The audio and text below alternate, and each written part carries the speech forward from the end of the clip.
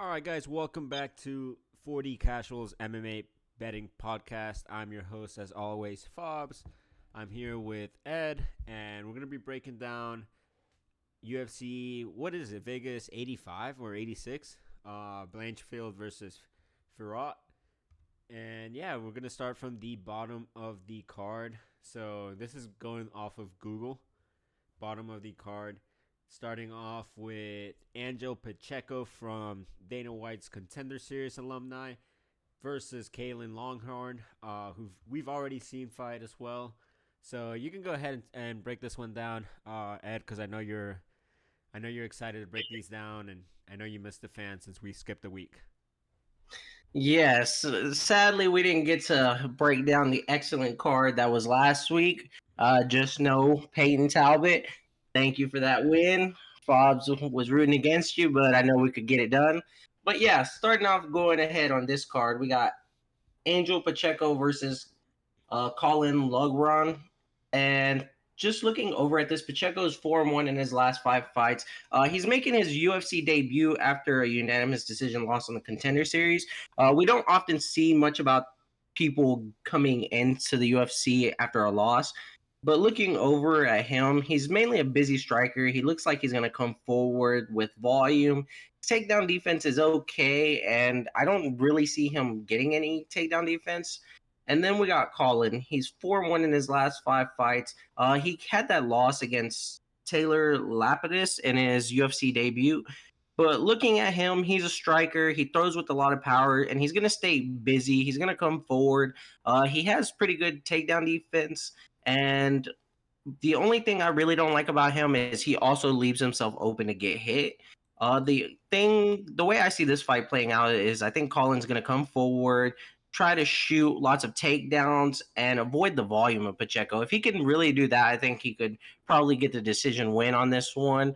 But this one's kind of a toss up. Both of these guys are pretty fairly new to the UFC, so I think I'm gonna ride with Colin in this one, but I wouldn't say it's like a high confidence pick. I would say it's more on the lower side. Yeah, absolutely. I mean, we've seen Pacheco, like you said, in the Contender Series where he lost that fight. Then we've seen Kalen Longhorn in against Taylor Lapidus, which I believe was on short notice. Correct? Correct me if I'm wrong. Yes. Okay, and we know that Pacheco can take a beating.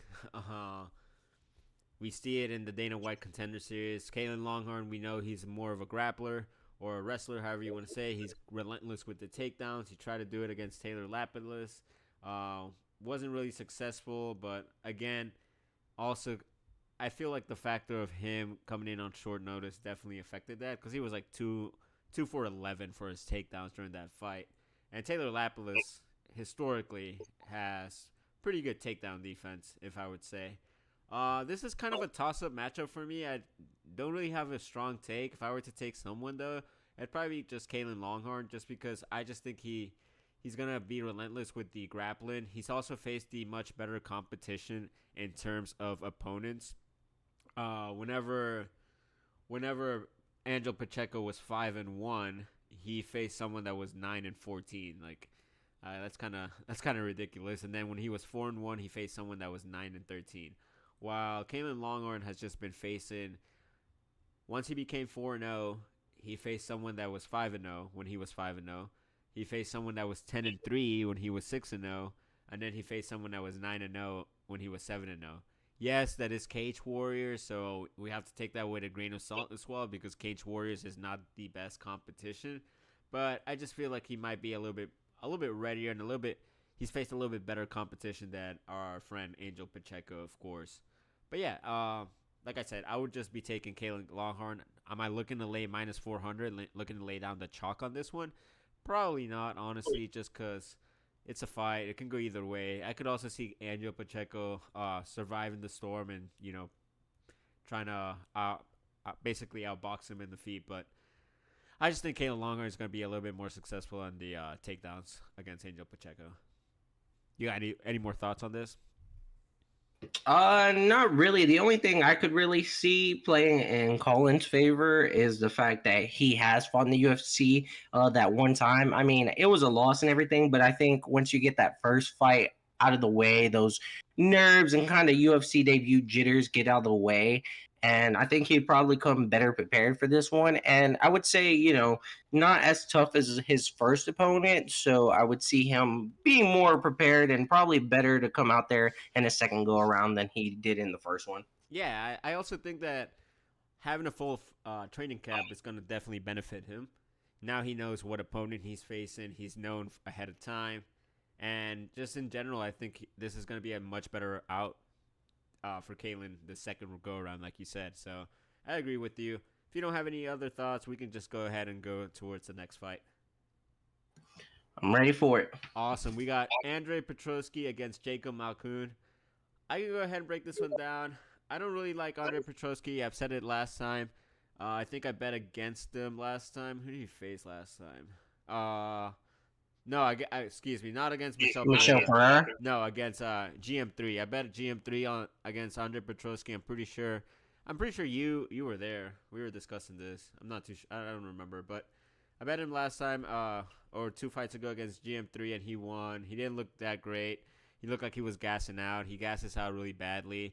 I think Jacob Malkoun takes over. I think Andrew Petroski, first round he might look okay first round, and then he just kind of falters and withers. So I just think Jacob Malkoun might take him out in the second or third round. But yeah, I like Jacob Malkoun here. I like the Black Mamba. I believe that's his nickname. So yeah, I like Jacob Malkoun all around. What do you think? Okay, so yeah, looking over in this next fight, Andre Petroski, he's 4-1 in his last 5 fights. He's coming off that first round loss against Michelle Pereira.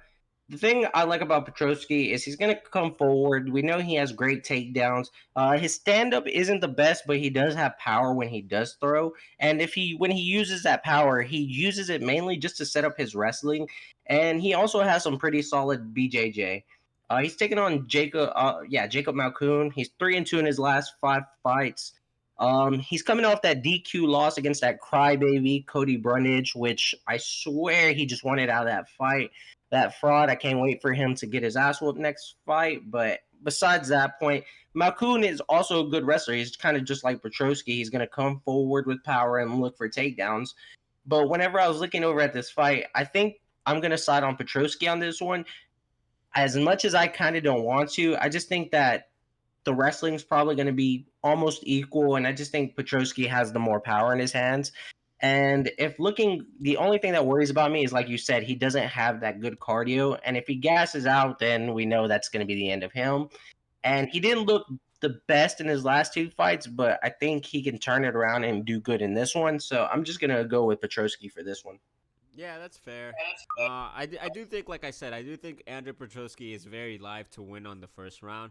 But if he looks horrible and he basically outworks himself in the wrestling department and outgasses himself, basically if he doesn't pace himself, I think he gasses out horribly in the second and third round, and Malkoun just gets him out of there. I do favor Malkoun on the feet. Not saying that he's stronger or hits harder than him, but I just think he's a little bit much cleaner in the striking department. Any other thoughts you might want to add on this one? Yeah, and like if anyone's looking at Andre Petroski to get him out of the first round, because we know that cardio it can be a problem, but if he gets him out of the first round and you want to lay little bit on that, if you want him to lay down him a KO finish, that's at plus 1800, or a sub in the first round is plus 1400. So those are pretty bad odds to just lay down a little bit on there. You could also just take his money line at plus 180, but I don't think that'd be the smartest decision to do. But other than that, that's really all I got for this one. Yeah, honestly, you could also try to lay down the under 2.5. It's at plus 135. I think that's pretty solid as well. I feel like I don't know. I just feel like if Petroski gasses out horribly, I feel like he's probably gonna want to get taken out of there. And Malkoun, I feel like Malkoun is very live for a finish here. I would also try to lay after the first round, because I know they're probably gonna give Petroski, or Petroski's gonna win the first round. If he does, then Malkoun is probably gonna flip to plus money, after the first round, or even close to pick 'em, I would also lay money there. A live entry on Malkoun after a round one would also be exceptionally well. So you just have to play. You just have to see how the fight's going, to be honest. And if Malkoun's getting taken down in the first round, but he survives, and then you see that Petroski is basically with his mouth open and on the stool, then you know it's Malkoun. It's Mamba time, and he's gonna go out there and basically get him out of there in the second or third round. But yeah, we can move forward if you don't have any other thoughts. Just the one last thing. The one thing I do agree with you on that. Even sometimes, like when watching some of these fights, the first round you could think is going so well, but you can see kind of the tide turning, even in a little bit at the end, and that's when those live bets really can go good because you can see kind of what's an example is like what is his name? Biggie Boy versus Gazeev or whatever.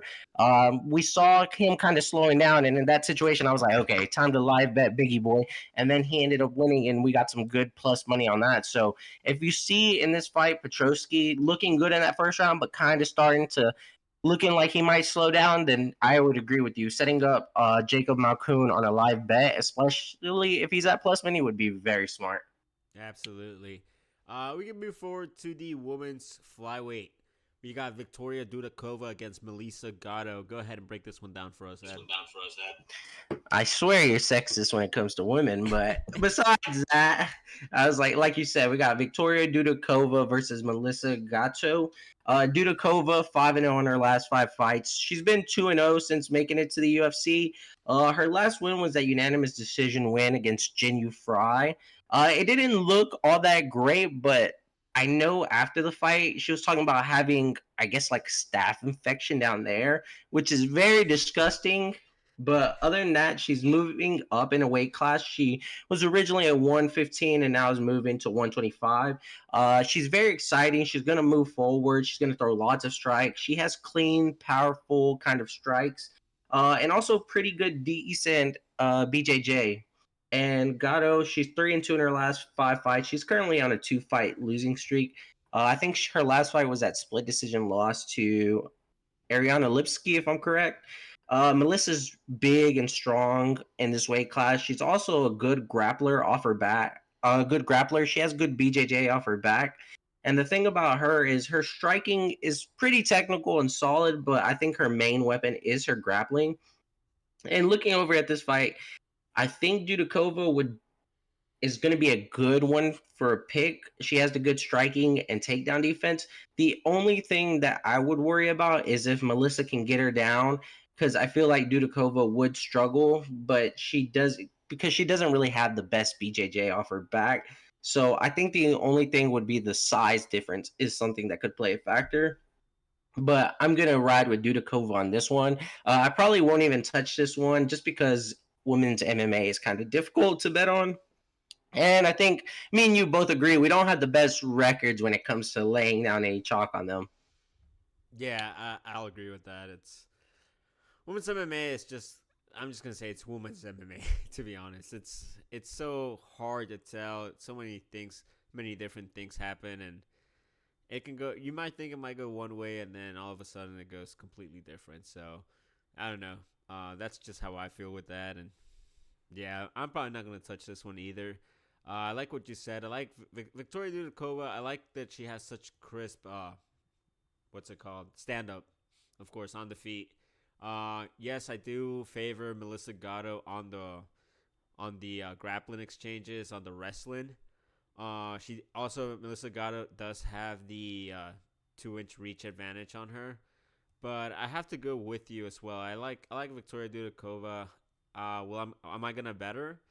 I don't know. Maybe a plus 125. Probably just gonna do a crazy parlay. Between all the dogs or something that I like. All the dogs that I like, not just all the dogs here, but all the dogs that I like, and see if it wins. If it doesn't, it doesn't. Not to worry. But yeah, I mean, I don't really have much else to say. I don't really have a strong opinion on this fight, if I'm being honest. I like Melissa's last fight against Ariana Lipsky. I feel like Ariana Lipsky.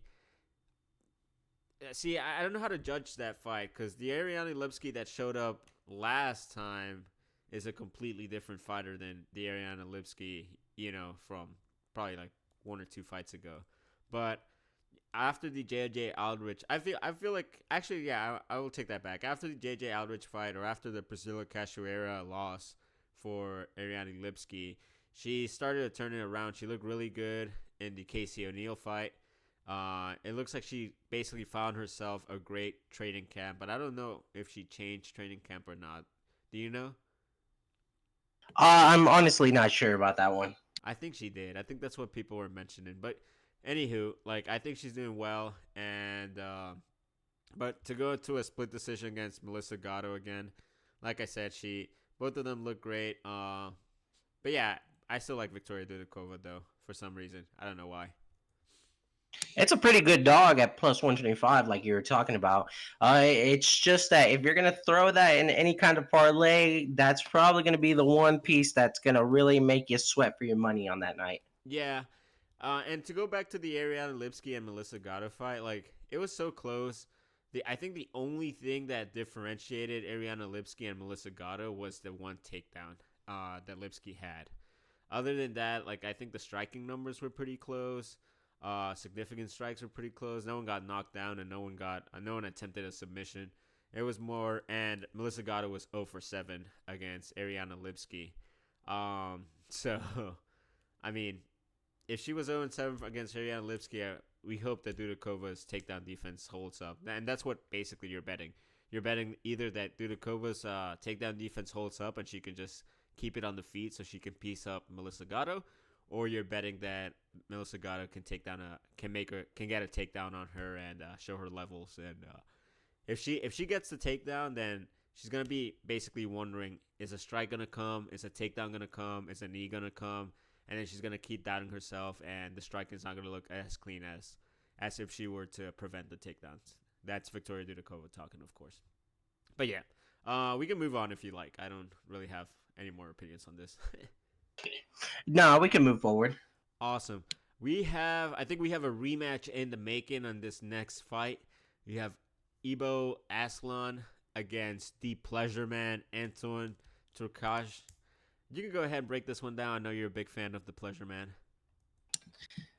Any man that gives pleasure is Fob's favorite man. So I don't know why he's lying on here and trying to joke around, but anyways, we got the Pleasure Man. He's 2-3 in his last 5 fights.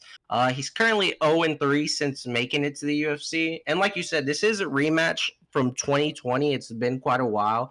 Where the Pleasure Man was able to get a second round submission. But whenever I was watching that fight, it looked like Aslan was looking very good. He was looking very solid. He was winning that round. He was winning that fight until he started slowing down.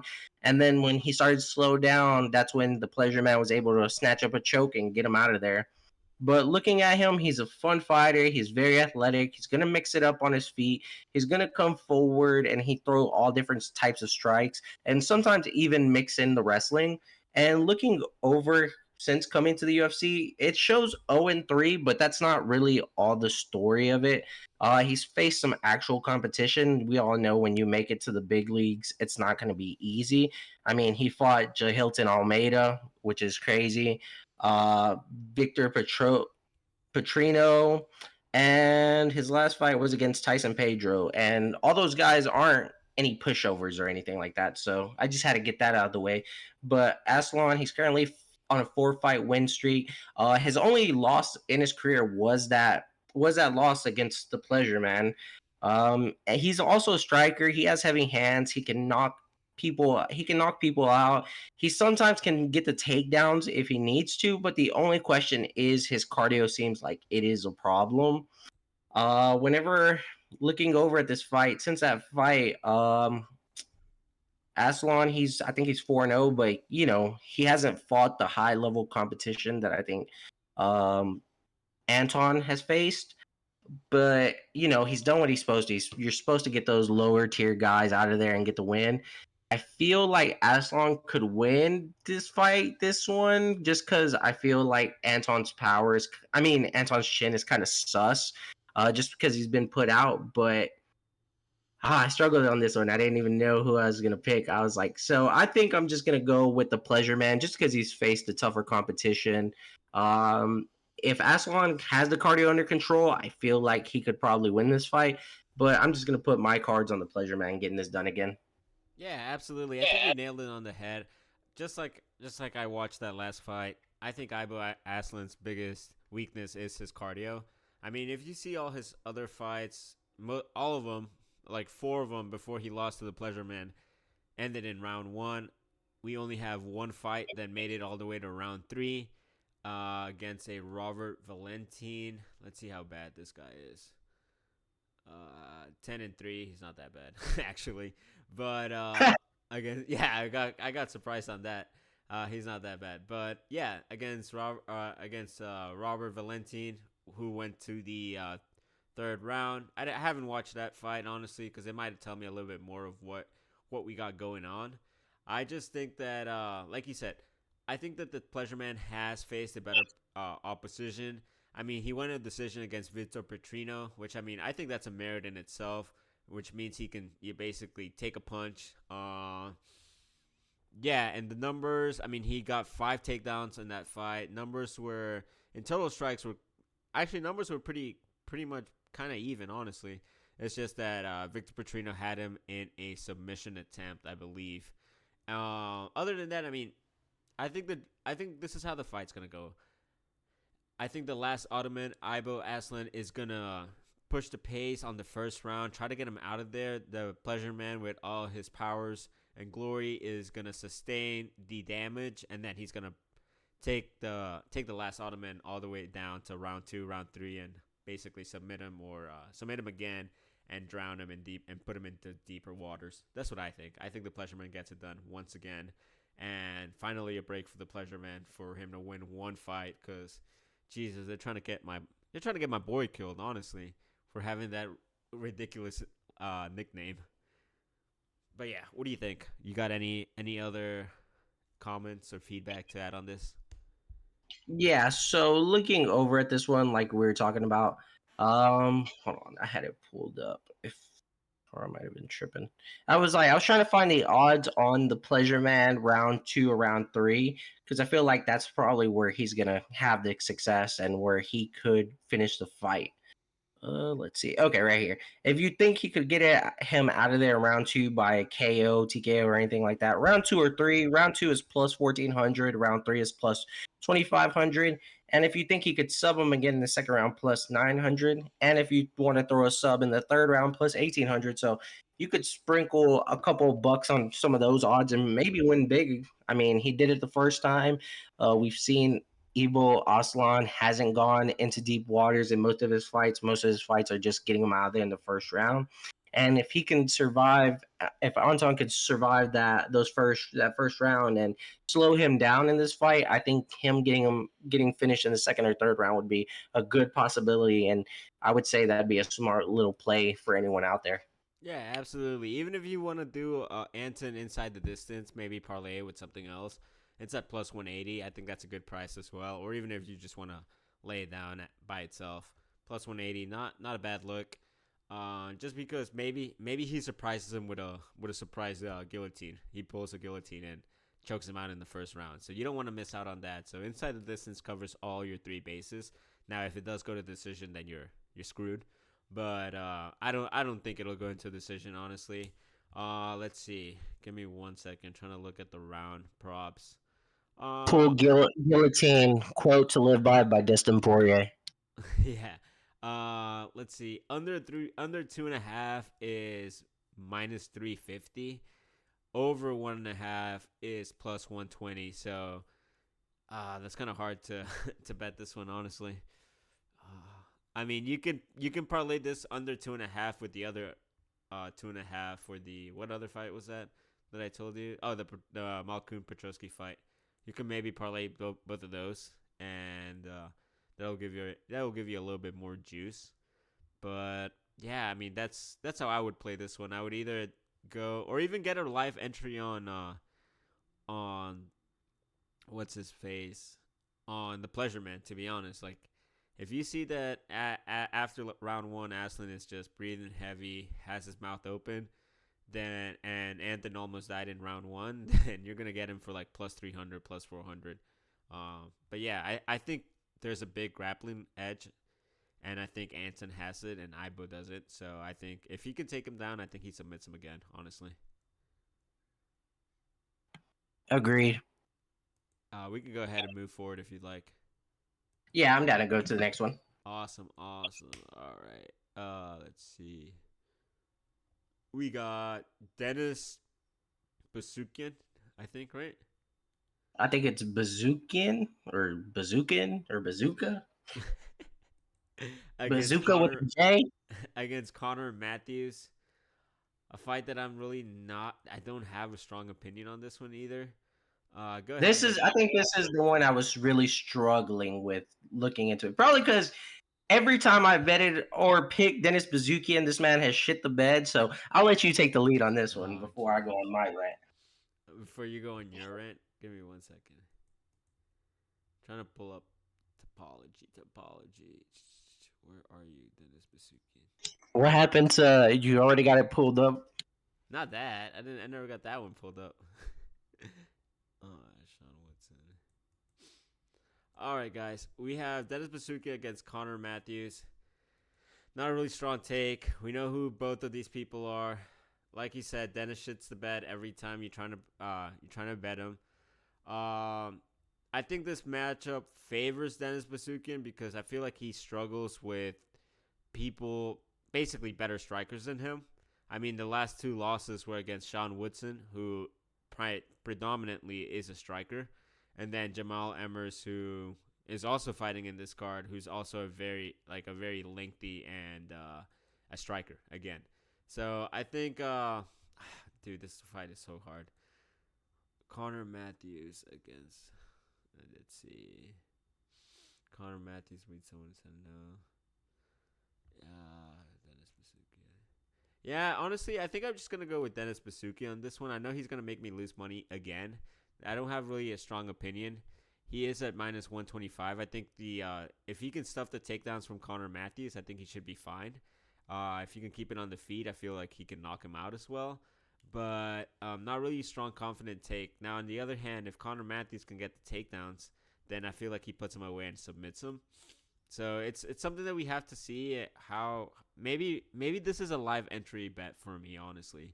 If I see someone is, basically dying or not having success on the feet or on the takedowns, vice versa on whichever party, then I'll take the other party, of course. But other than that, I'm going with Dennis Basuki. Like I said, not a very strong take. Gun to my head, I'll pick him. But yeah, what do you got? Someone didn't do their homework, but anyways, all right. So looking over this, we got I can't blame you. I hate these guys. But anyways, looking over this, Dennis shit the bed Bazookian versus Connor Matthews. Dennis Bazookian 3-2 in his last 5 fights. Currently riding a 2-fight losing streak. No win since making it to the UFC. But overall, this guy is a wrestler majority. He's going to come forward. He has some good striking. He's pretty technical and has some power in his hands. The thing is, in his last 2 fights, when losing, obviously it's when he struggles to get to takedown. If he doesn't get takedowns, he really doesn't have success. In that Sean Woodson fight, he wasn't able to deal with the range and the length because we all know that guy's built like a praying mantis. But he was able to keep up that fight on the feet and was able to lose a decision. And, Jamal Emmers finished him in the first round in his last fight. He's taking on Connor Matthews. Matthews is 4-1 in his last 5 fights. He's making his UFC debut. He's coming off a unanimous decision win on the Contender Series. Matthews is pretty much a volume striker. He's going to move forward, but his striking defense isn't really all that great. He has some okay takedown defense, but he can grab a submission every now and then. The thing is, I really don't like Dennis Bazookian, but those last 2 guys I feel were pretty solid competitors. I mean, Sean Woodson, he's been looking good of recently. Jamal Emmers looked good in that fight. So looking at this, I think if Dennis can use his wrestling and avoid any danger on the feet or any danger when taking him down and avoiding any submissions, I feel like Dennis should be the one to win this fight. I probably said that more times than I should, but I promise you, this is going to be the last time I'm going to pick Dennis Bazooki. And if he lets me down on this one, I will personally call Uncle Dana and send this boy back to wherever PFL. slum trailer. He can go fight in PFL Bellator Championship Series for all I give a damn if he shits this one. I will send this Batman back to the Bronx. So I'm picking him one last time. This is probably not the smartest, but I feel like this is a favorable matchup for him. So it's going to be Dennis Bazookian in this fight, and I think he is the slight favorite in this one. Hopefully he won't shit the bed this time, so I'm gonna ride with this guy one last time. Interesting. Yeah, like I said, not a very strong take for me. I just saw, I mean, like I said, Connor Matthews on the ground with his submission game. Five wins of his last seven is from submission.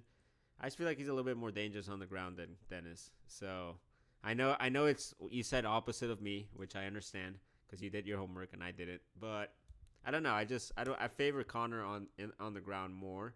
But like I said, if Dennis can keep it on the feet because he has power in his hands, then he can knock him out. But other than that, not a really hot take. Not a probably a fight that I'm probably gonna skip, to be honest. Not really keen on I can't. these I guys. can't blame you. It's one of those fights that you probably take a bathroom break, or you probably go into the kitchen, making sure your girl's making a sandwich for you. Just kidding. Or probably grabbing another beer or something. It's not one of those fights you're going to be sitting down glued to the TV. And if you are, props to you. No hate or anything like that. But it's not one of my favorite fights. But overall, I am excited for this fight. And especially because it's going to be in front of a crowd, thankfully. I've been tired of those Apex cards. But other than that, not really any more takes on this one. And we can jump right into the next one. Awesome. Next fight, we have Julia Arce against the fraudulent Burns brother. Julia Arce, Golden Gloves winner, has good striking. Burns has the jiu-jitsu, has the grappling. Oftentimes quits, is the older fighter, 3.5-inch reach advantage. I'm going with Julia Arce just because I hate Burns. He's a quitter. He likes to he likes to find the easy way out. Yes, there's a grappling, probably the grappling edge here, but I feel like Julia Arce can stuff the takedowns and keep it on the feet and piece him up. So, and that's when he'll quit. Work the clinch, maybe work the cage, push him behind around the cage or whatnot, and yeah, and just piece him up. Maybe some shots to the liver and get him out of there. Probably in the first or second round. My prediction. What do you think? Yeah, so looking over it, not only did Julia Arce miss weight today, I think he's done that two times in his last three fights, which Yeah, he getting I cut. hate that. I was like, come on, buddy, you got to be disciplined. Even if you win your fights, the fact that you're not making weight is still a big part of it. We look down on that. But besides that, we all know who Herbert Burns is. Like you said, I think the dude's a quitter. He's currently on a two-fight losing streak. He's coming off that second round loss to Bill Algeo.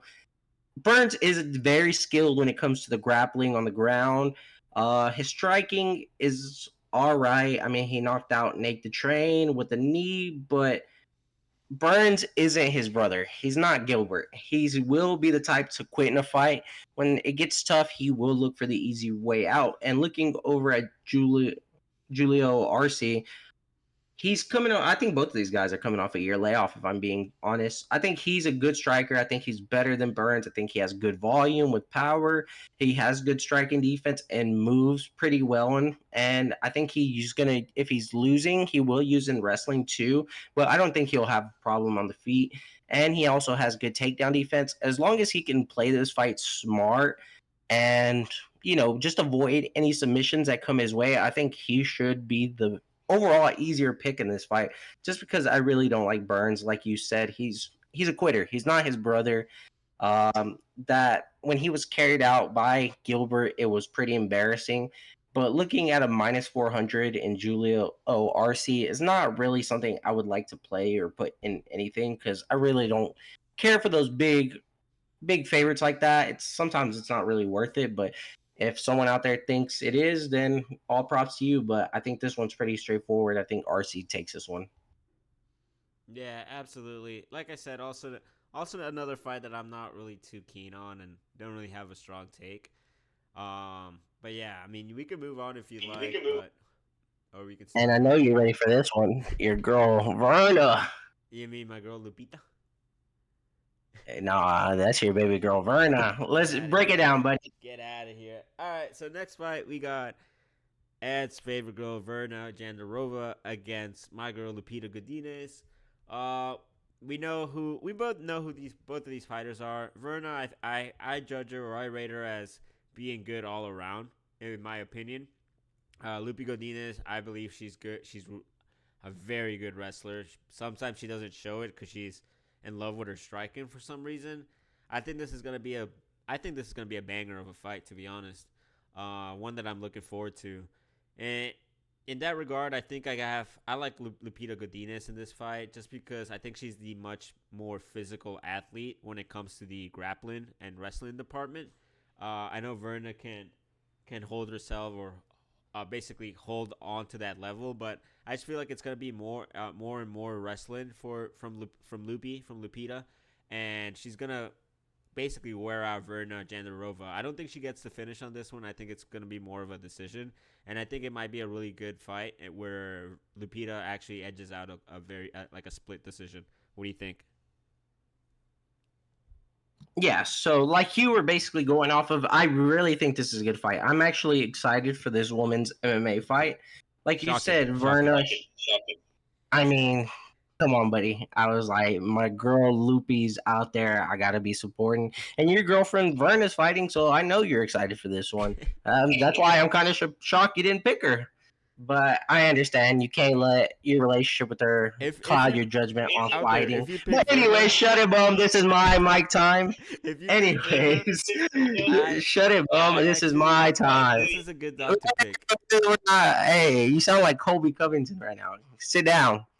Anyways, Verna, 3-2 in her last 5 fights. She's coming off that unanimous decision win against Rodriguez.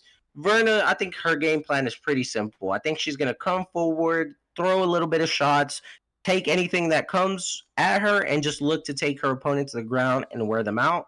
But do I think that's going to happen? No. Loopy Godin Eaton's, she's 4-1 in her last 5 fights. Before these last 4 fights, I would call her unreliable or untrustworthy because she did have those decision losses against Angela Hill and Louisiana Carolina.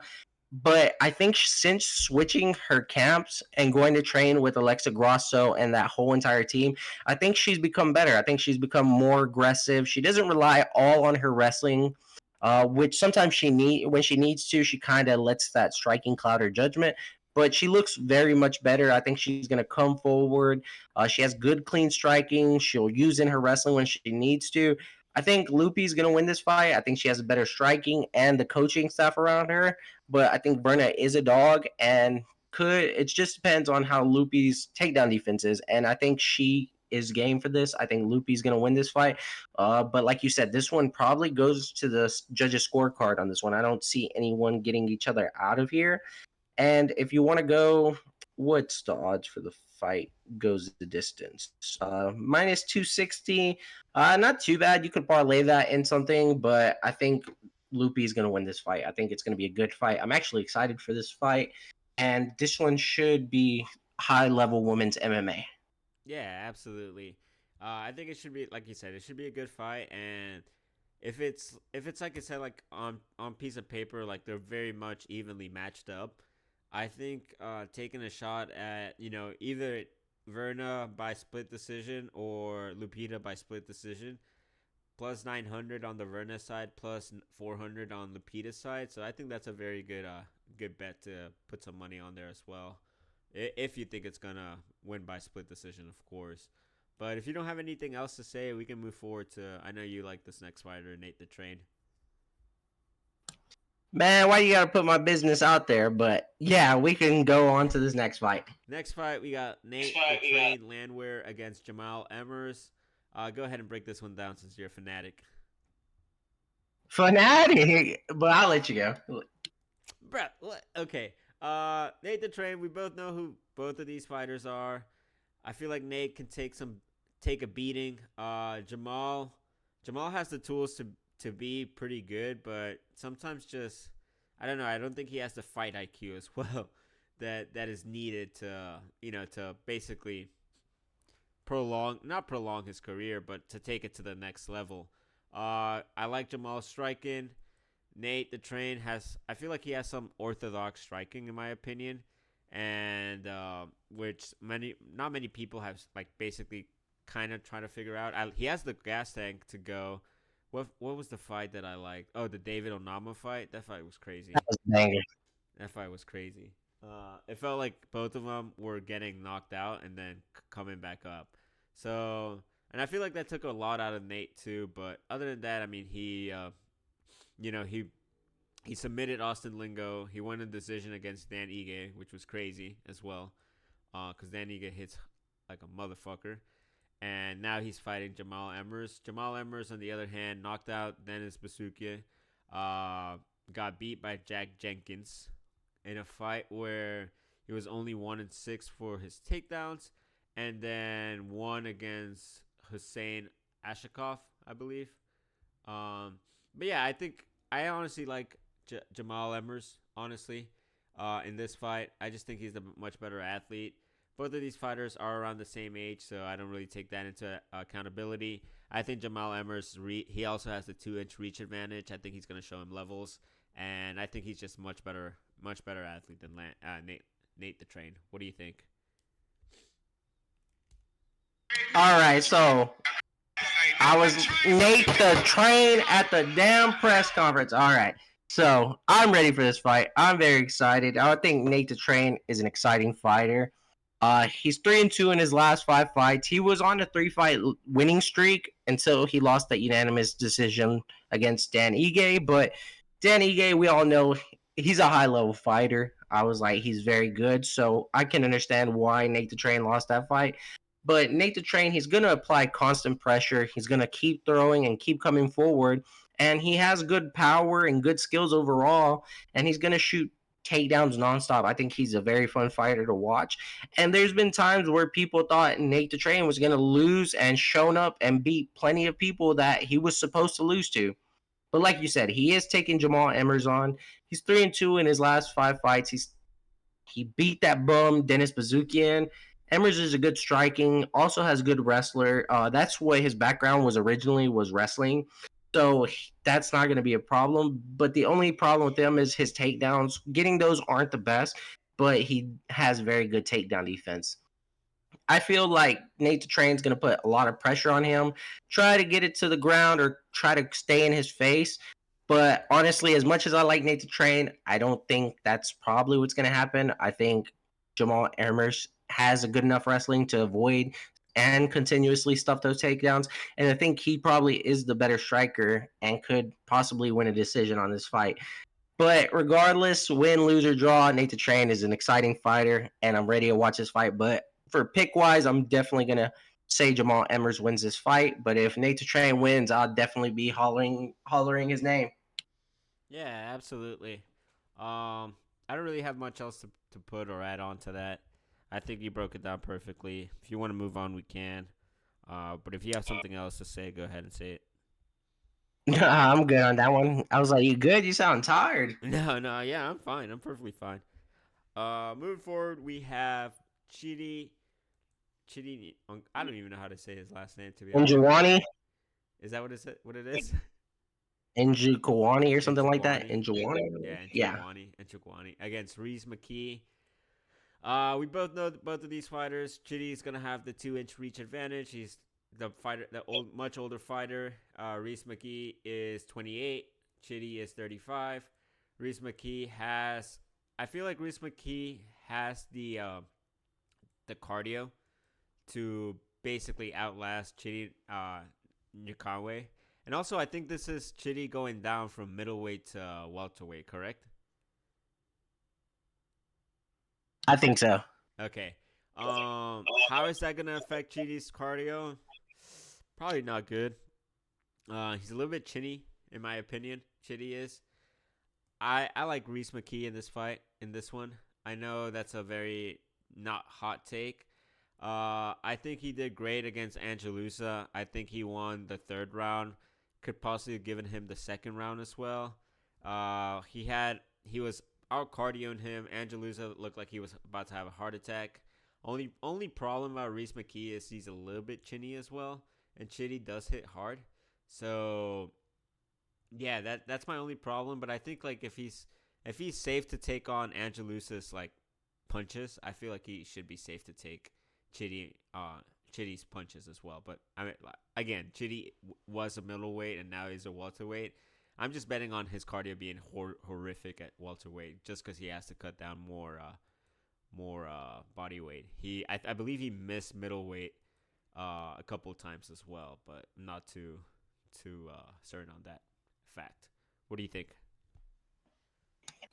Okay, so yeah, we got Chidi and Ijawani. I think you're right. I think he has missed weight for middleweight. I know he missed that against, I think, Rafael Carvillo. But anyways, Chitty, he's 2-3 in his last 5 fights. He's currently on a 3-fight losing streak. He was finished in the first round in his last fight. But looking over at him, I think he's a good striker. He has the speed and power. Just doesn't throw a lot of volume, but he is going to constantly move throughout the fight. He's not going to stay as a standing target, and he can be taken down at times. But I don't think Reese McKee is the person to worry about getting taken down by. But he has fought some good level competition. He did get finished by Gregory Rodriguez a couple of fights ago, but I think he has had a tough. He had a good start when coming into the UFC, and then faced some higher level competition, and definitely didn't go his way. But McKee, 3-2 in his last 5 fights. He's coming off that loss against that quitter Angelusa. We all know he cried out against Brian Battle, but we won't talk about that. McKee is a striker. He has long range, pretty accurate, and has some speed, but I don't think he has much of power in his hands, and his wrestling shouldn't be a problem. I honestly think Chidi and Ijawani should win this fight. I think he's the better, powerful striker, but the only thing I worry about is him going down in weight. How is that going to affect his cardio? But I'm leaning towards him, so I'm going to ride with Ijawani, and I think he'll be able to beat McKee in this one. Interesting. There's a couple fights we disagree, and now someone's either gonna have a good night and someone's gonna have a bad night. Someone's gonna definitely be talking some smack by the end of it. Yeah, or we're both gonna break up. Like I think it's like 4 fights we disagree, or maybe 2, and it's gonna be like we're gonna break even. Like I'll win one and you'll win the other one. And who knows? It might go either way, but it's gonna be one of those nights where each fight that we disagree on is going to be like, okay, let's see who got this one, who did their homework correctly, and who got the failing test. Yeah, absolutely. I don't really have much else of an opinion on that fight. Do you want to add anything else on that fight? Not really. I think it's pretty straightforward. The only reason I'm going really against McKee is because I feel like he relies on his range a lot, and he really doesn't have anything else besides being big and throwing a couple of strikes. And I think Chidi and Jawani kind of negates that as well, because he is pretty big for the weight class. He is 6'3" and has an 80-inch reach advantage. So I don't feel like McKee can use that, how he uses that for his weapon, because I feel like McKee uses his length and height as an advantage, but Chidi is taller than him, has a smaller reach advantage. So I think that negates that. And I just think that he has more skills, probably faced the better competition, and could get this one done. But that's really all I got for that one. Yeah, not too. Again, it's one of those that's right now we say it's not really like it's not gonna be like it's gonna be an okay match, but I think it's gonna be a sleeper banger in my opinion. Sleeper banger on that one. It has that potential. Yeah, you can go ahead and break this next one since I've been breaking 4 in a row. I think it was about 1 or 2, but yeah. So going over this next one, we got Bill Algeo versus Kyle Nelson. Bill Algeo 4-1 in his last 5 fights. He's currently on a 2-fight winning streak, and I think I've saw some pictures of his wife online. So very nice looking woman, if I'm being honest. What is that? But besides, I think that helps a fighter. I think when you have a nice looking girl by your side, I think it puts more pressure on you to perform out there, because couple of knockouts, he might not have her there anymore. Oh my But besides, but besides that, he's coming over that. His last fight was that unanimous decision win over Alexander Hernandez. Algio, he kind of has that karate stance, like a Wonder Boy. He has lots of cardio, and it shows. His takedown defense, he has decent takedown defense. His cardio is a weapon because he throws lots of volume. He also can get some takedowns of his own. He has a BJJ black belt, if I'm correct. And looking over at Kyle Nelson, he's taken on 3-2 in his last 5 fights. Also on a 2-fight winning streak. He's coming off that unanimous decision win against Fernando Padilla. Nelson is also he's a solid striker, has good power in his hands. He also has solid takedown defense. I think these karate styles can play a factor in the fights, and I think that Bill Algeo will be able to throw some good strikes, have some good defense. I was like, most of the people that have karate style have pretty good striking defense, and I think he's going to throw more volume in this fight, and I think Bill Algeo probably takes this one. Okay. And plus, he has a good looking woman, so that also some plus bonuses for you. Yeah, I look at this fight and I like Bill Algeo. I like what he does. I like how he reminds me. The way he moves reminds me of like a younger Conor McGregor, like you said, as well as Wonder Boy, like That karate stance. yeah, exactly that karate stance. We know who Kyle Nelson is. He's he's tried the wrestling. He's really has tried the wrestling. He's been very very bad at it. I mean, last fight against excuse me, hold on. I can't see 2023 for some reason, but 2022 against Jai Herbert, he was 0 for 4 in takedowns. And that's Jai Herbert. Like I don't really rate Jai Herbert as being having the best takedown defense ever, you know? Against Fernando Padilla, he was 0 and 3 as well. On takedowns. Against Blake Builder, he was 0 and 1. So, yeah, he's not getting the takedown. So even if he wanted to show different levels or show something different to Bill Algeo so he can worry about a takedown threat, I think Bill Algeo is covered on the ground. Like you said, he's a black belt. I think in the striking department, he's better. I think the cardio can outpace him and he can weaponize his cardio. I like Bill Algeo all around.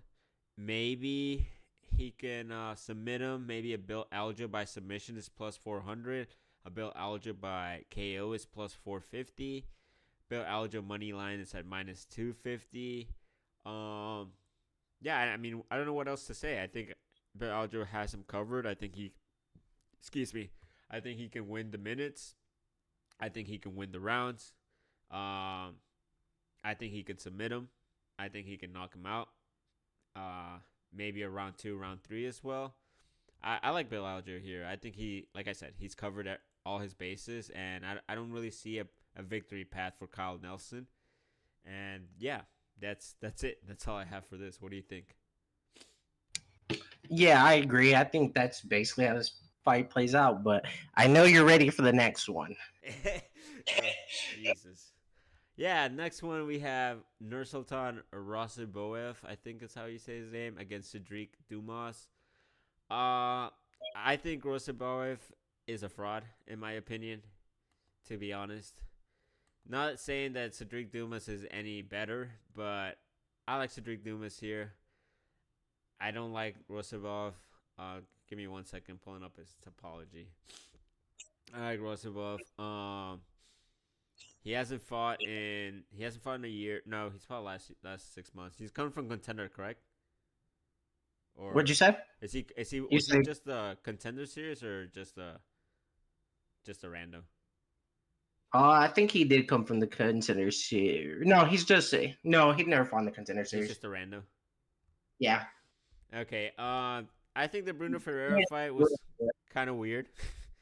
I had Bruno Ferreira winning that fight just because, again, I think this guy is a massive fraud. His fight before Bruno Ferreira, he fought someone that was 12 and 12. Like, that man is 31 and 8, and he fought someone that was 12 and 12. So that shows you the level of competition that he's facing. I think Cedric Dumas has fought the better competition. Like I said on Twitter, some people are locked in during camp. Some people are locked up, and that's Cedric Dumas. And I think the Reaper is gonna maybe. I think the Reaper's gonna knock him out. Uh, he beat Cody Brundage. Yes, the grappling is a little bit of a concern against Josh Fram, but I think Josh Fram. I mean, I like Josh Fram as a grappler. I think he's a much better grappler than Rusaboev, or however you say his name. And yeah, I just think that Cedric Dumas, Cedric Dumas is gonna win this fight in my opinion. I think he's much better athlete. I think Rusaboev is a fraud. I can keep going. Don't really like the guy. I want him cut. I don't want him there. And yeah, what do you got for this? Because that's all I have for this guy. I just think he's massive fraud. Massive fraud. This is where we could fade him. Okay, so looking over at this fight, I've seen, I think, all over MMA Twitter, I think everyone's behind Cedric Dumas. I was like, I think that must be most people's lock of the week. But the odds don't show it. Yeah, the odds don't show it. So a lot of people are doing a lot of yapping, but not a lot of money being placed on this guy. So, but besides that, Dumas, this guy is a felon. I mean, yeah, he is a felon too.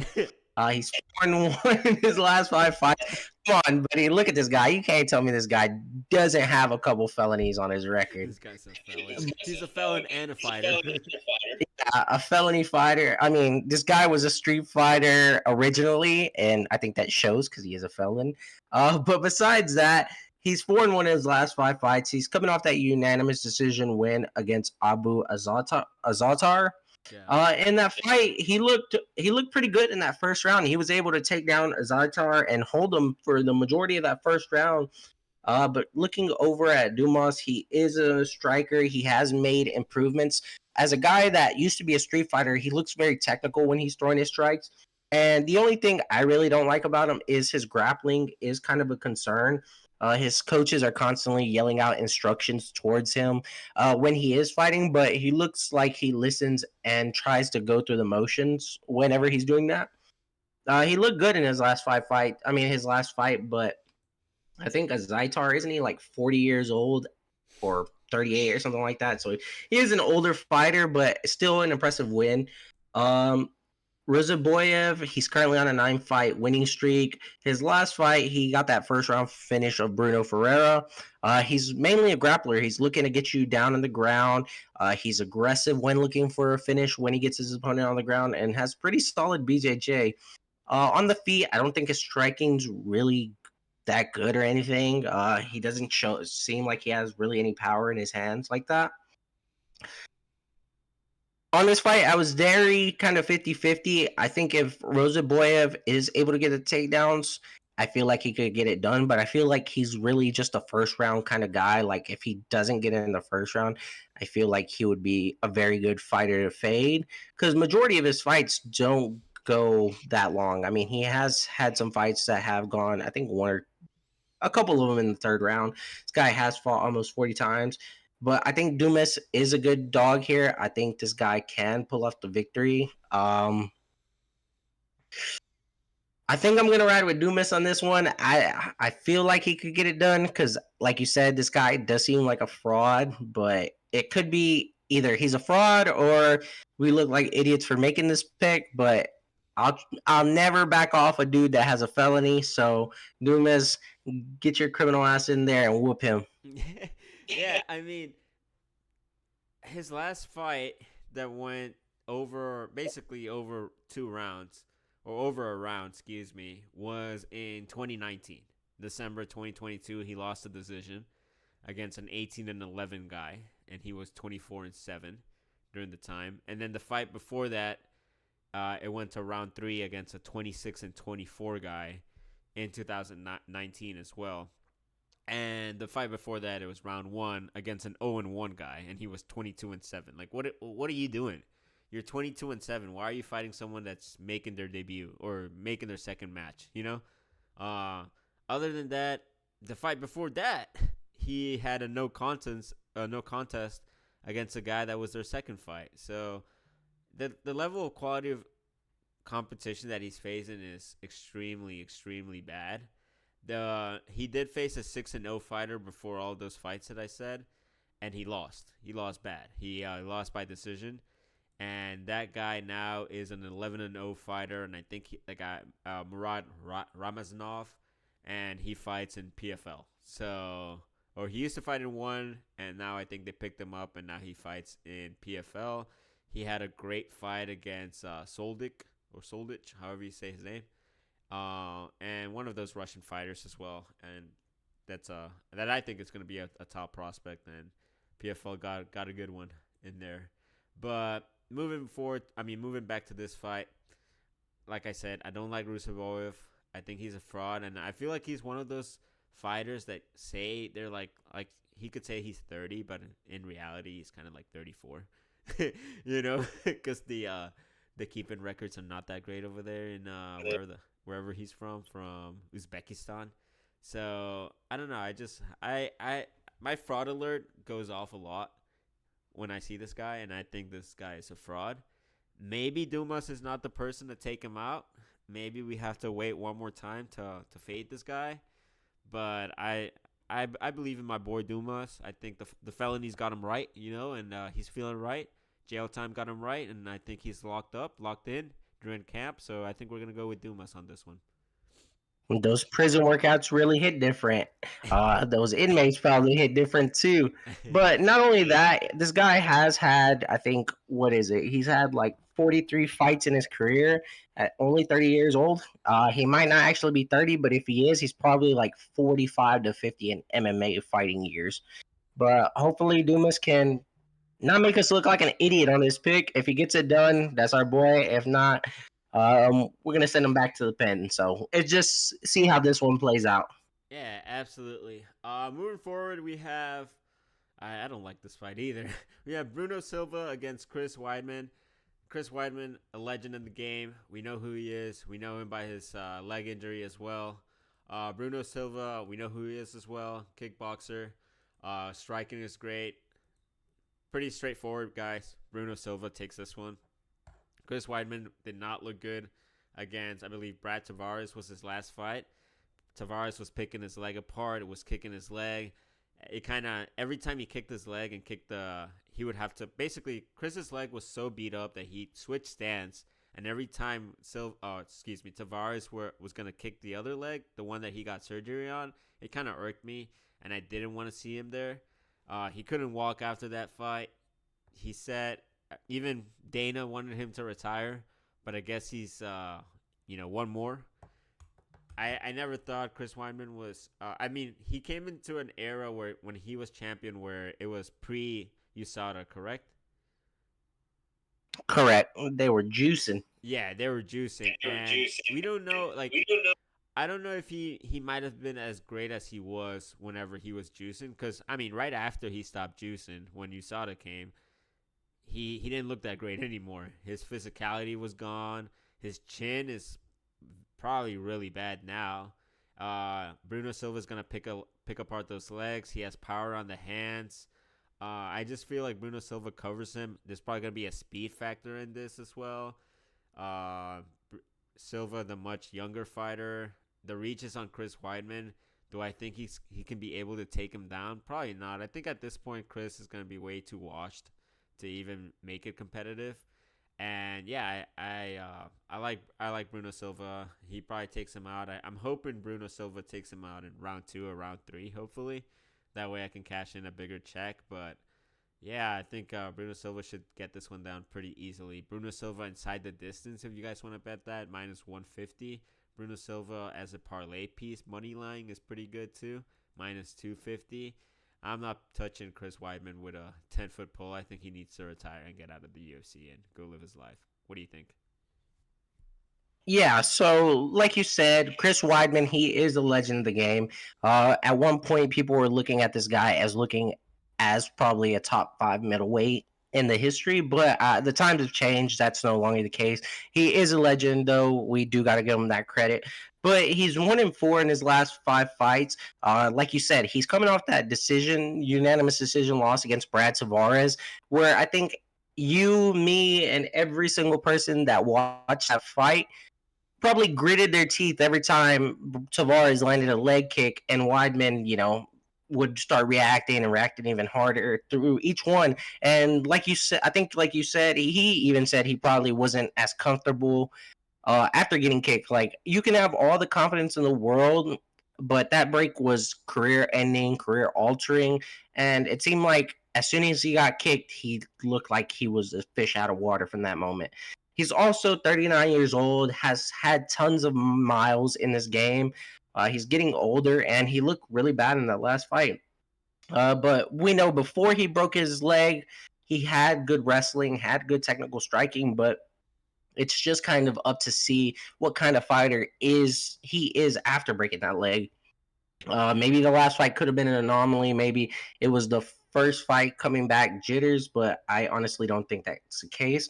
But like we said, he's taking on Bruno Silva, 1-4 in his last 5 fights. He's coming off that unanimous decision loss against Shara Bullet, where honestly, as much as people were hyping up Shara Bullet, I don't think he looked that bad. We kind of saw that Shara Bullet has no way of getting up off his back. I don't care how many strikes you throw off your back, it still looks bad whenever you're being held on the ground. But he lost that fight. Besides that, Bruno Silva is a good striker, has heavy hands with power. He also has solid BJJ. The only thing I don't like is this guy is very hittable, and he's kind of inconsistent in his fights. Sometimes he'll look really good, and then sometimes we'll look at this guy like, what are we doing here? But besides that, this fight I feel is a winnable fight for Chris Weidman. I'm pretty sure Dana White, Sean Shelby, and Hunter Campbell all looked around at the matchmaking board and think, what is the possibly the easiest kind of winnable fight we could give Chris Weidman?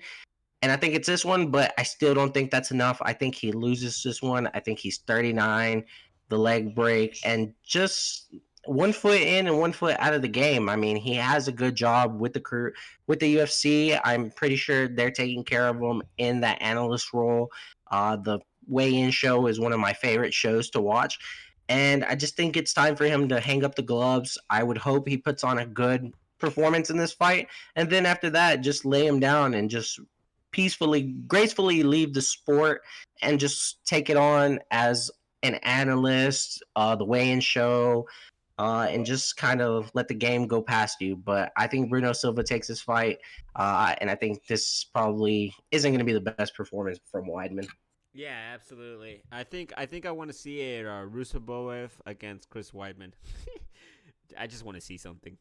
I think that would be. I think that would be a much more competitive fight, in my opinion. Because I get you. They would both be wrestling. Yeah.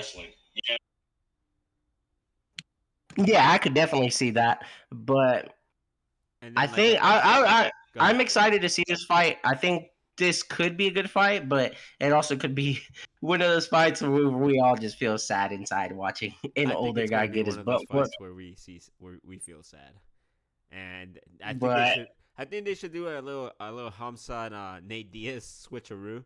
I think it should be Bruno Silva against Cedric Dumas, and then Chris Weidman against Nursultan Rosaboyev. oh yeah, but the one thing I would like to see come out of this fight, if Chris Weidman has said that this is going to be his last fight, I would like the UFC to put on one of those, one of those video packages that we were able to see when Robbie Lawler walked away from the game. I think that would be a nice thing to do, and I think.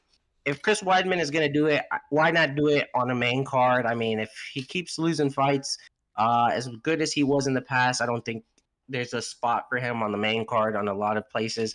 If not, they might throw him in the Apex next time. And nobody wants to retire like DC did in an empty Apex crowd. So try to give it your all and then bow gracefully in front of a crowd is the way I would say. Yeah, absolutely. Moving forward, we have Vicente Luque against Joaquin Buckley. I'll go ahead and break this one down. We both know who both of these fighters are. Joaquin Buckley, I mean, he's been in some spectacular knockouts. He's also had been in the receiving end of those as well. And then we know who Vicente Luque is as well. All around great welterweight. I think this is going to be a fun matchup. I favor Vicente Luque just because he has more weapons. I think he has the grappling upside. I think Joaquin Buckley's main victory path or path of goal, path of win or whatever would only be a KO. I think Vicente Luque out grapples him, and even then, I think Joaquin Buckley is a little bit chinny, and Vicente Luque can catch him on the feet. That's not to say that Joaquin Buckley is not dangerous on the feet. Like, he's a good striker. Don't get me wrong, but I don't know. I just break it down like this. If a fighter has multiple ways of winning, then he's gonna get my money rather than someone that only relies on like one punch shot or like just knockout power or just striking. You know. So that's my opinion. Joaquin Buckley, I believe he has like a 65% takedown defense, so not the best either. It's not. We're not talking that Joaquin Buckley has like 100% takedown defense. No, none of that nature. So I just think Vicente Luque is a much better athlete, much better all around MMA fighter. The odds are crazy on this one. It's a pick'em right now. So I'm definitely gonna lay some money on Vicente Luque because I actually feel very confident on the Luque pick. And I mean, it showed in the last fight as well. He was out grappling. Yes, it is RDA who is a lightweight, but it's still RDA who is a really good grappler. Before that, yes, he got knocked out by Jeff Neal, but Jeff Neal hits hard. And Bilal Muhammad fight, it's not a great look, but I mean, we now know who Bilal Muhammad is. Apparently, after the steroids, he's gone on like a 12-0 run. But yeah, I think he can submit Joaquin Buckley. What is the odds on that? Vicente Luque by submission, giving me plus 500. I think that's a great pick in my opinion. Vicente Luque by KO plus 235. That's okay. And round 2, round 3, Vicente Luque plus 600 plus 1,000. So those are something I actually like that as well. So what do you think? What's your opinion on here? So on this fight, I was kind of swayed back and forth. This one was very tough for me, just because it's simple. Some reasonings behind.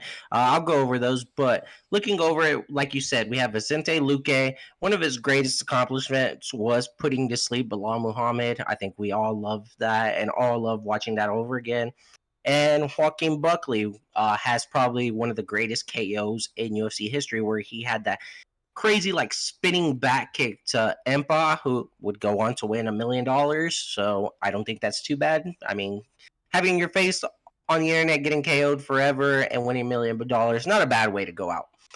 But looking over at this, Buckley, like you said, he looked very good in his last fight. He looked very good against Alex Morono. He had him hurt plenty of times throughout that fight.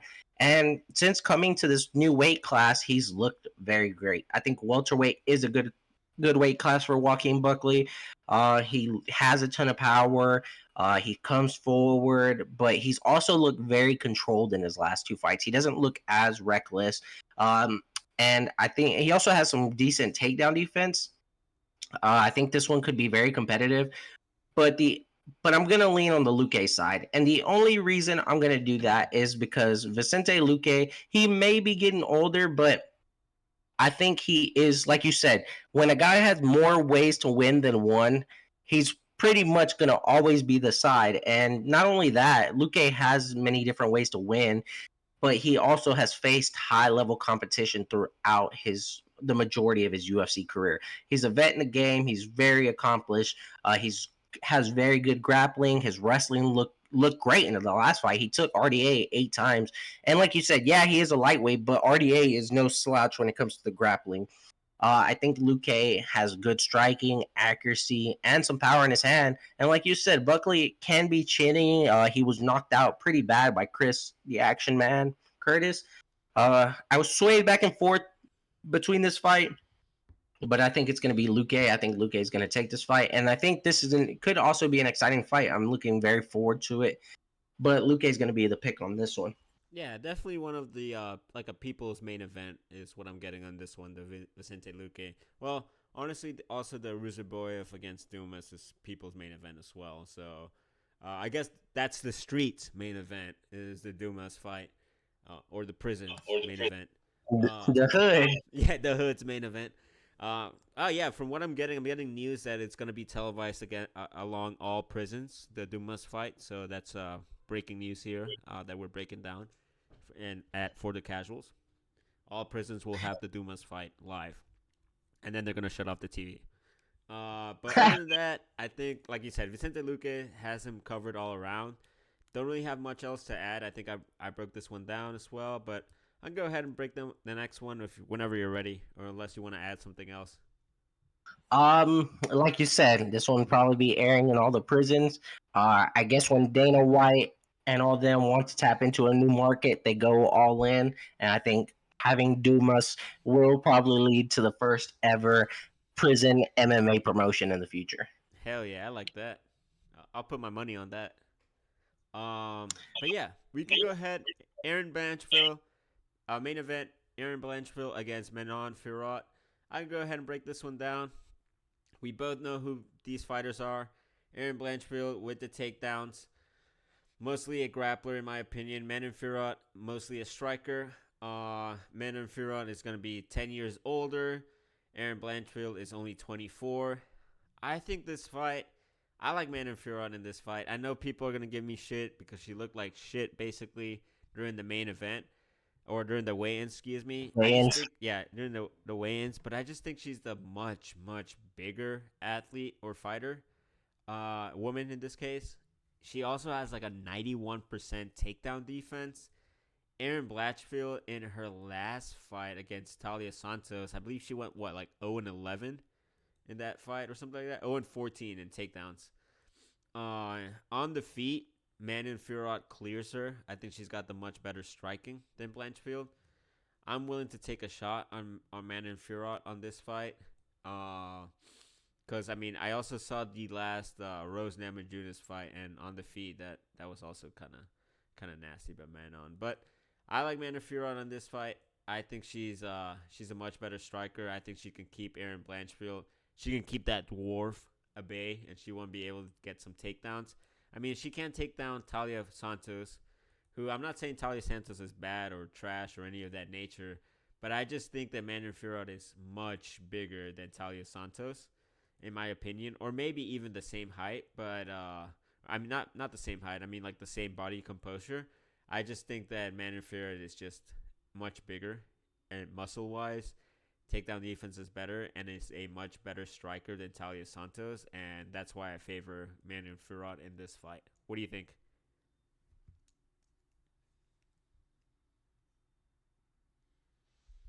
Think we lost him? Think we might have lost him? No, I'm here. I pressed the button on my mic and I started talking. I was like, what do you mean we lost them? Anyways, like I said before, technical difficulties. We have Erin Blanchfield versus MANon Fiorot. Like you said, Blanchfield is currently on a 9-fight winning streak. Her last fight was that unanimous decision win against Talia Santos. Looking over at her, she's a great grappler on the ground. She is able to get submissions or have pretty good control. The only thing is her takedowns aren't the best. Like you said, she went over 14, correct, against Talia Santos. Correct. Not the best. And also her striking isn't all that great. It's decent. MANon Fiorot, she's coming into this fight on an 11-fight winning streak. She looked good in that last win where she got the unanimous decision win over Rose Namajunas. We already know she has striking, she has power in her hands. Her accuracy is nice. She's going to throw good amounts of volume. And also, besides that, she has really good fight IQ. And sometimes she'll try to even work in her own takedowns. And like you said, 91% takedown defense is nothing to joke about. I feel like Erin Blanchfield's takedowns aren't the best, and I feel that when and if MANon Fiorot or stuffs those, she's gonna piece her up on the feet, and I think it's gonna be a long fight. I was like, if Blanchfield is unable to get anything going, I think Fiorot's just gonna start whooping her on the feet. And I think this one's pretty straightforward. I think Fiorot's gonna win this fight, and as long as this fight is exciting or not deathly boring, which I don't think it will be, I think this will be a good fight. It's a clash of styles basically, but I think MANon Fiorot's gonna come out on top, and then she's probably gonna get a title shot after this, and I think it would be well deserved. And she's very excited. And come on, after Benoit Saint Denis took that loss, France was going to juice this woman all the way to the gills and make sure she comes out here and looks like I freaking Rocky Balboa. So I think she's going to take this one. She looks like. I mean, Ivan Drago. Yes. You took it out of my mouth. You took it out of my mouth. But yeah. Yeah. I mean, You broke it down perfectly. I broke it down perfectly. I don't get the odds at plus 155. I'm taking the shot. I think she's much more physically stronger, bigger, gifted. Yes, the wrestling department is not her forte. It's Erin Blanchfield's, but the strike. I feel like the takedowns are very telegraphed for Erin Blanchfield. Excuse me, because she doesn't have the striking, or because the striking is very subpar. It's not like she can make a 1, 2, 3 like combination and crisp combination and then go for the takedowns. It's more of like she tries to shoot, maybe like do one of those like overhand rights, hooks, and then yeah, it doesn't work out for her, and then she looks very bad on the takedowns, and most people stuff her or not most people, but Talia Santos stuffed 14 of those takedowns. So once you go 0-14, I really can't trust you. I don't think she'll be able to get her down. Fiorot's just strong, physical, and much bigger than her. But for a parlay for the people, I'll probably say Fiorot. Let's see. Fiorot.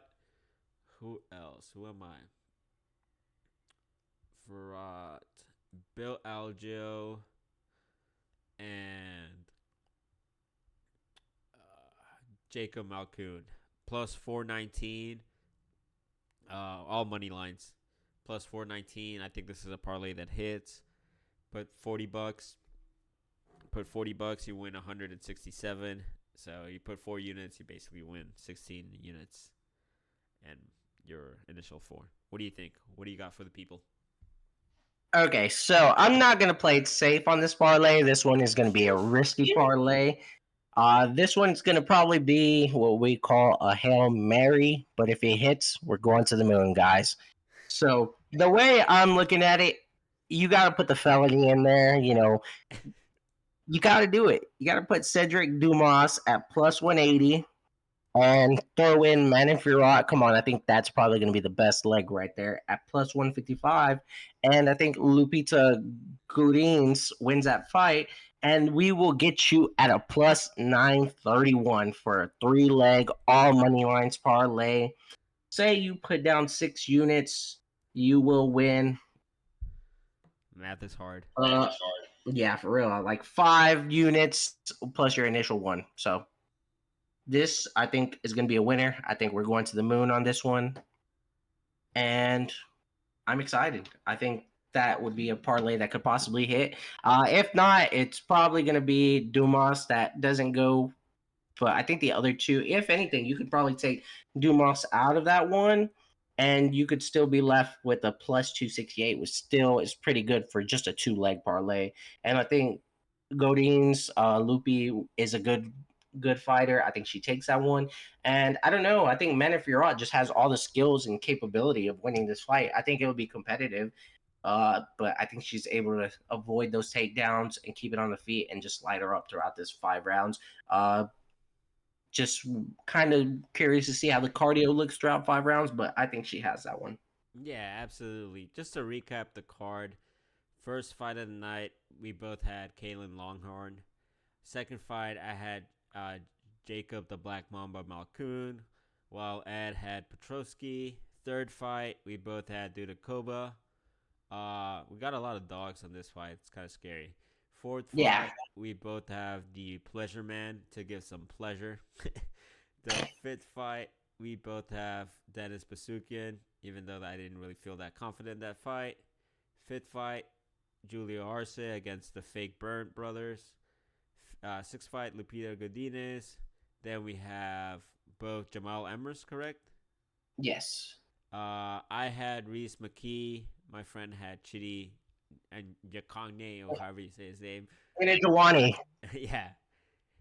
Chidi Arwani. Then we both have Bill Algeo. We both have Cedric the Felon Dumas. We both have Bruno Silva. I had Vicente Luque, and you did as well. And we both have MANon Fiorot. So I guess it's the McKee fight and the Petrosky fight that we both 2 different picks. I thought we had like one more too. I could have sworn. Nah, that's it. It felt like it just because I think we were so early in when we were picking different ones, but all the rest of them pretty much aligned. Interesting. I thought you had Nate the Train for some reason. No, I was bragging about him, but I had what's his name? I'll rewatch this episode and I'll let you know that you're lying. Trust me, you're gonna hear me brag about Nate the Train, and then you're gonna hear me talk about the striking and the good wrestling background of Jamal Emmers and how I think he probably wins the fight. But if Nate the Train does win, hey, your boy is still gonna celebrate. That's right. But yeah, I think those are all good parlays that we gave the people. Other than that, I think this might be a low key nice. Uh, well, this is Atlantic City. I was gonna say Apex, but no. This might be a Nah, good. it's in a crowd. Yeah, I think this might be a good Atlantic City card. You know, it might be one of those sleeper cards. It sucks that you guys got a female main event, but it's a very high competitive female main event. You know, you don't have Holly Holm main eventing. You have MANon Fiorot main eventing. And then, I mean, after that, we have Allen versus Curtis too, which I'm not very happy about. It's an okay card. A lot of unknowns like Walter Walker. Uh, Other than that, I think that's the card, right? Oh, Court After McGee. that is UFC 300. Yeah, after that it's UFC 300, and then we take a break for what, like 2 weeks, right? Yeah, Yeah, take a break for 2 weeks, and it's Mateus Nicolau against Manuel. And after that, it's actually very nice cards. That's a good card in my opinion. And then we have 301, which should the return of the King of Rio, Jose Aldo. I think that's phenomenal. I think that's going to be a good card. 301 is going to be a good card as well. Pantoja. Yeah, and if Alex That's our Pereira boy. knocks him out, 301, he can be there. That would be nice. That'd be a sick. That'd be a sick way to end that card. Yeah, I honestly, well, I really want the flyweights to main event because they never get. I to would main- like that because I feel like they deserve that spotlight too. Yeah, they never get to main event, even though it's like Steve Urseg, which it's Steve Urseg. But I mean, if Steve Urseg is like plus 600, I might just throw like a unit or two. Because Yeah, definitely, because he looks good. Like I get those, like we said before. I think he gives those feelings of like Strickland versus Adesanya kind of feeling, like where this one could be one of those where everyone overlooks him and he comes out there and gets the job done. yeah, and then after that we have the Saudi Arabia main card, which is probably gonna be at like 5 a.m. Main event's gonna start at like 10 a.m. So I'm not really looking forward to that card because it's so early, but I'm looking forward to the fights at. Would it really be that? Would it really be around that time though? I felt like the Francis and what's it called, Fury fight wasn't that in Saudi Arabia, and that was like at like 4 p.m. or 5. Yeah, no, I'm Like lying. the main event. It'll probably start like the card would probably like the whole card would probably start. Early prelims will probably start at like 10 a.m. maybe 11, Yeah, and yeah, main what I card's think. gonna start at like 3. Yeah, so not too bad, but obviously not our favorite cards, just because whenever all the fights are over, you're kind of just sitting there like, well, Oh, what do we have now? Like, actually, I'm gonna be there, cause it's the day. oh yeah, you will be down here, Yeah, so we're actually gonna be making a live podcast that day. and we will have some treats in store for you guys, Yeah, dude, we might even set the cameras up. To be honest, and just get live reactions and everything. So that one's gonna be exciting. I'm excited for that one actually. yeah, I kind of forgot about it now because I was like June 22nd. I was like, I'm gonna be down there. Like I'm gonna watch. It sucks that we have this card to watch together because it's probably gonna be really early, and then it's gonna Yeah. be 6 p.m. and I'm gonna be like, well, I don't know what to do, and you're gonna be like, well, go home, and I'll go home. Ah. But either way, I'm just saying, I'm just putting this out there. You're kicking out the girlfriend for the weekend, so we can have the pad to ourselves, and Right. and do whatever, but do whatever that's appropriate, of course. But yeah, I think this is gonna be a fun card to watch. But I completely forgot that I was gonna be up there during that time. So nice, very nice. Looking forward to these cards. But yeah, we're that's looking like a good stretch coming up. Good stretch is supposed to be coming up, and not only that, I'm excited. I feel like this is a brush of fresh air compared to some of these Apex cards we've been dealing with, because I feel like the crowd puts a whole another level of excitement, and I'm actually excited for these fights. I feel like this is somewhat a B level pay per view, high level fight night, but I'm excited. I think this is gonna be a good night of fights. yeah. I think this is gonna be like another like because me and my friend me and Ed went to UFC Austin. I don't know what UFC that was. What number that was? I think it was just UFC Austin. To be No, honest. it was UFC Sarukian versus Dariush. No, I know, but it wasn't like UFC. For No, example, it was just fight night. yeah, it was a fight night exactly. So we went there and that one was fun. I think that one was a lot like pretty stacked. They're not coming to Yeah, Texas so far. they need to. They need to hurry up and announce those dates. I know, I know. I wish the one that was in June 22nd was like a tech. Like, imagine if it was Dallas, dude. Oh my god, I would be so pumped. Eventually, we just gotta keep our fingers crossed and hope that Uncle Dana treats us for something for our weights and troubles. Yeah, I don't care if Uncle Dana does in El Paso, Texas. I'll go. We'll go anywhere in Texas. We'll be on the way there. Or even Louisiana would be fun because it's kind of close. Yeah, You know, like a New Orleans. That should that'd be be fun. sick. That would be really fun to do. Cause it's kind of close. You know, I think it's like a shorter period to travel to Louisiana than to travel to the other edge of Texas, which is crazy. Yeah, definitely, because you could go through all of Texas and it take you a long Dude, it time. takes you like 3 days, 2 days to. No, not Yeah, really. It takes you like 18 hours. I'm pretty sure. it's a big trip. Yeah. But yeah. Other than that, we're getting off topic. I'm gonna let you guys go. If you're betting, please bet responsibly. Bet whatever you can lose. Have fun out there, guys. You can find. Oh yeah, you can find me on the X at FTC Fobs. You can find my friend Ed at FTC Ed1 with the number 1 on it. Tweet us, shout us out, mention us. Let us know if you watched the episode. Let us know what you want us to change. I don't care. If you hate us or love us, I really don't care. You can tail us. You can fade us. If you win big, mention us because I like to see tickets. I like to see tickets that people win big. And I like to see, what? Yeah, I just like to see tickets. It's fun. I'm not one of those people that's like envious. It's like, man, he won $10,000. A little bit, but you get to see the tickets and you're like, oh, that's nice. Besides my hater co-host, I'm excited. I appreciate all of y'all for tuning in to this. Also, not only that, if you do have tickets, like he said, mention us on Twitter or /X, where we love seeing those. I mean, I love seeing what crazy parlays people put, what picks other people had in stored. But honestly, I'm excited for this card. Also, one last thing, if you are out there struggling with gambling addiction, gambling problems, please contact 1-800-426-2537 for the National Gam Line helping. They will help you no matter what, 24/7, confidential. You don't have to worry about it there. They will be there for you if you need them. But appreciate y'all for tuning in. Let us know what you thought of the pod. Reach out if you'd like to talk to sometime. Even give us your picks and see what differences we have.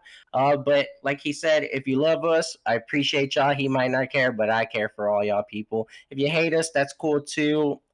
Do your thing. But other than that, I'm excited for this. We have a good road ahead of us, and it's looking like this is going to be exciting. But appreciate all of y'all for tuning in. Yeah, I'm gonna hit him with the YouTuber. Like, comment, and subscribe.